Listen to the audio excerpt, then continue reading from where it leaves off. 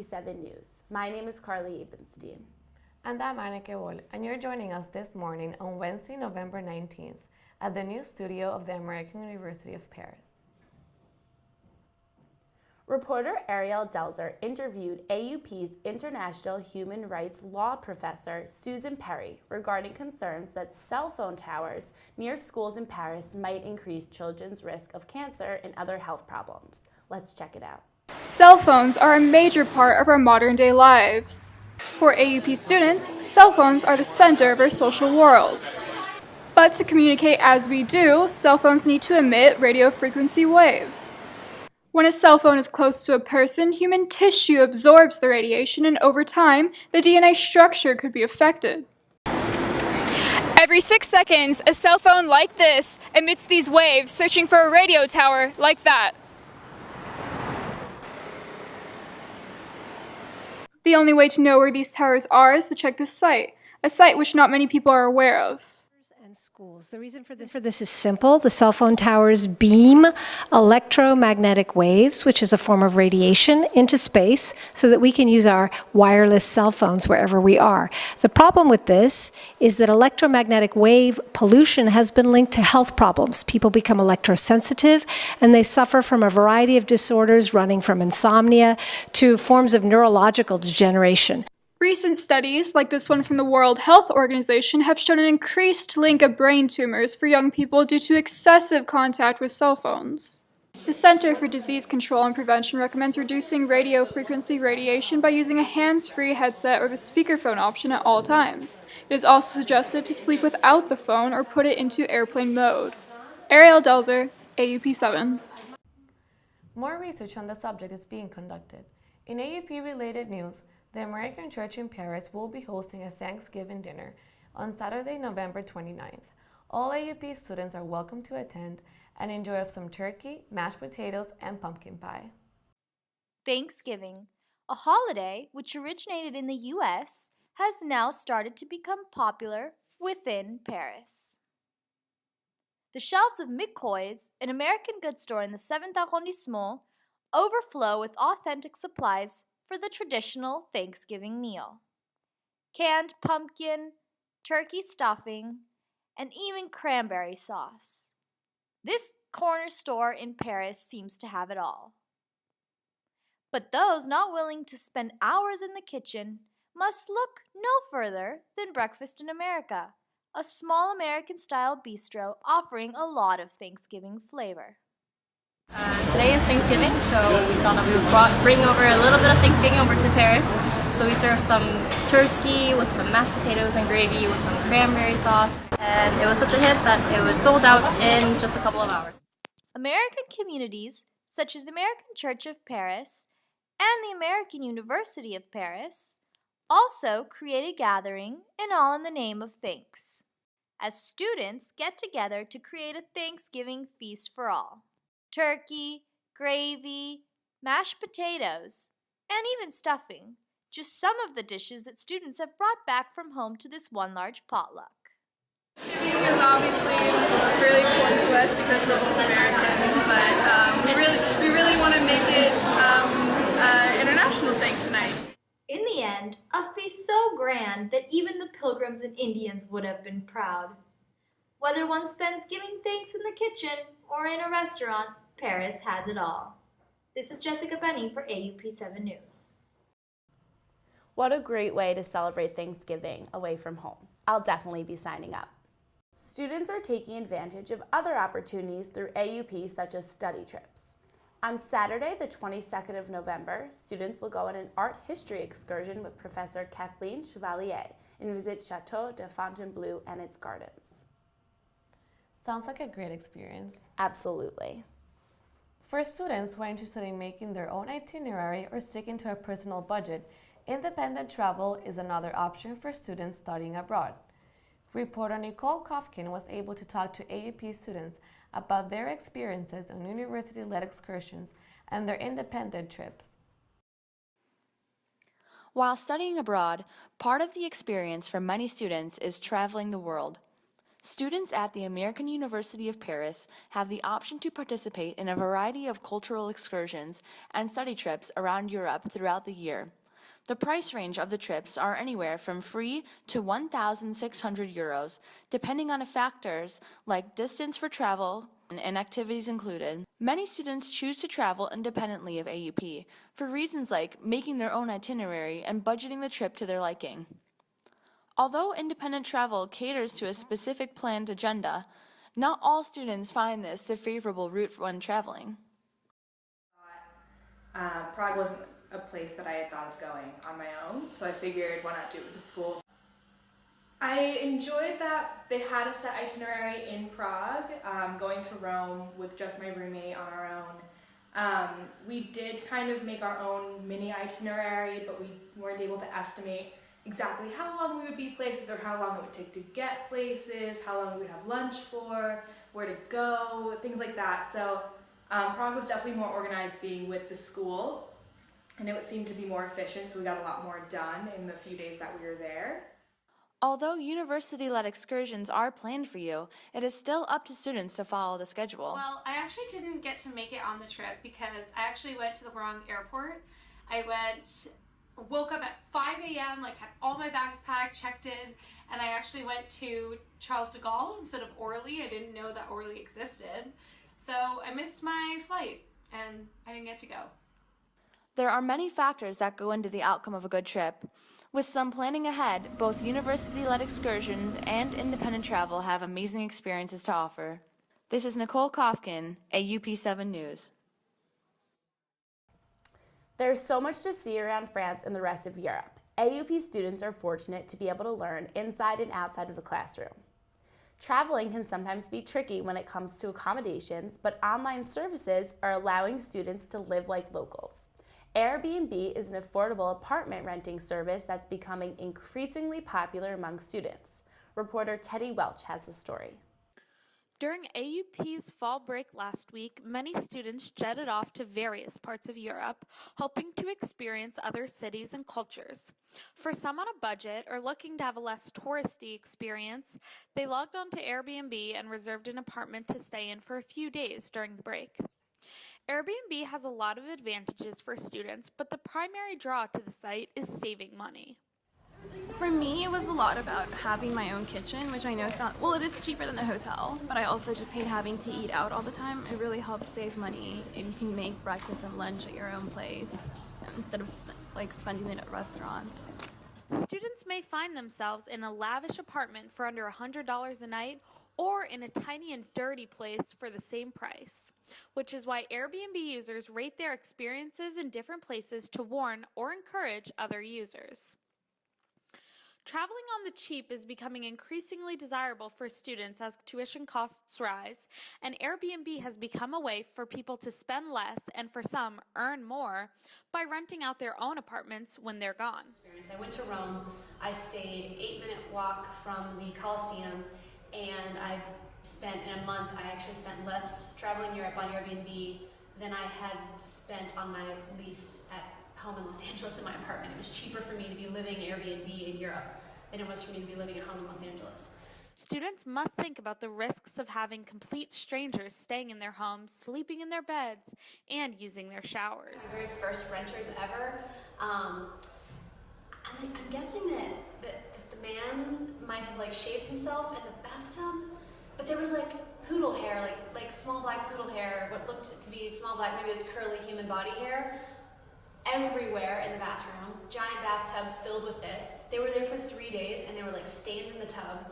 There was this black hair everywhere. It was in my towels. For 6 months, I would do laundry, and I would find tiny curly black men's hair. Despite some risks, it may be safer than Craigslist and other websites where hosts and users don't need to be verified to use the services. I actually have never had a negative experience. I tried it for the first time here in Paris, and I made friends out of it. Airbnb is worth $9.5 billion and has over 800,000 apartment listings on its website. Looks like Airbnb is a true competitor for hotels, hostels, and other typical tourist accommodations. This is Teddy Welch for AUP7 News. AUP students definitely have a lot of traveling to do. Chocolate lovers rejoiced the last weekend in October when the world-famous Salon du Chocolat stopped in Paris. At the festival, visitors were able to taste chocolate from around the world and watch a fashion show with chocolate-inspired outfits. Reporter Jessica Benny was lucky enough to do some taste tests. Let's take a look. In Paris, 20 years ago, the first Salon du Chocolat was born. What started with two passionate entrepreneurs who were in love with chocolate and each other led to a project that created an event dedicated entirely to the cocoa bean. Each year, the Parc d'Exposition hosts the Salon du Chocolat, a 20,000 square foot event in the name of chocolate. This chocolate lover's paradise hosts 500 different stands offering visitors chocolates from every corner of the world. Truffles, macarons, and chocolate bars. Every chocolate fantasy is fulfilled as chocolate companies bring their newest and most creative products to display. There's even an entire bar dedicated to mousse au chocolat. Those who feel overwhelmed by all of the chocolate options and need a quick come down must look no further than the nearest Pierre Marcolini stand. Expert drink mixologists infuse vodka or gin with notes of milk, dark and white chocolate, and freshly grated cocoa. It's no wonder that the ancient Mayan civilization called the cocoa bean food of the gods. Come hungry, leave happy. It's delicious! Samples are offered at every stand as the chocolatiers are enthusiastic about sharing their products and knowledge of the cocoa bean. We've been here for about an hour and I've had more samples than I can even imagine, and it's delicious. Chocolate is paired in the most interesting ways, on top of freshly baked waffles or melted into crepes. Fountains of liquid chocolate overflow the stands as visitors can dip just about anything inside. For those eager to learn the tricks of the trade, one of the best cooking schools of France, l'Atelier des Sons, brings in chefs to offer courses in baking and patisserie designing. When one has sampled enough chocolate, comes Salon du Chocolat fashion show, an event that has brought together major players in fashion and in chocolate to create exceptional couture masterpieces, all inspired by chocolate. At the end of the day, it is safe to say that one will be needing to sign up at the gym to work off that chocolate baby. This is Jessica Benny for AUP 7 News. That looks like so much fun. Paris never ceases to amaze you. Thank you for watching, and we'll see you next week.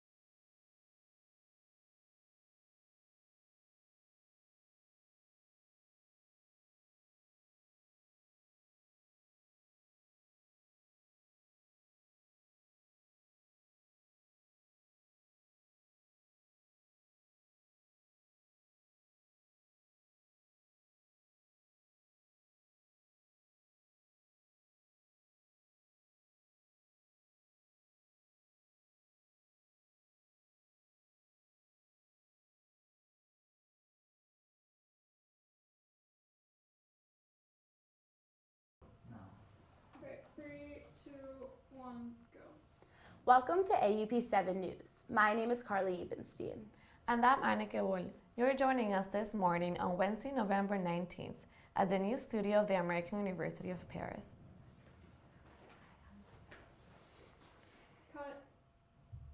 Sorry, she doesn't have the thing ready. Are we doing the whole? Yeah, we're doing. Yeah, from the beginning. I thought for that last section. Are you ready? No.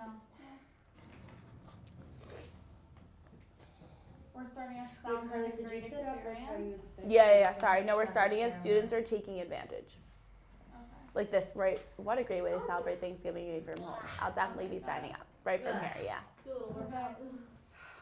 Okay, I'm ready. Ready? Yep. Students are taking advantage of other opportunities through AUP, such as study trips. On Saturday, the 22nd of November, students will go on an art history excursion with Professor Kathleen Chevalier and visit Chateau de Fontainebleau and its gardens. Sounds like a great experience. Mm-hmm. For students, No, both those transitions were bad. What's wrong with that?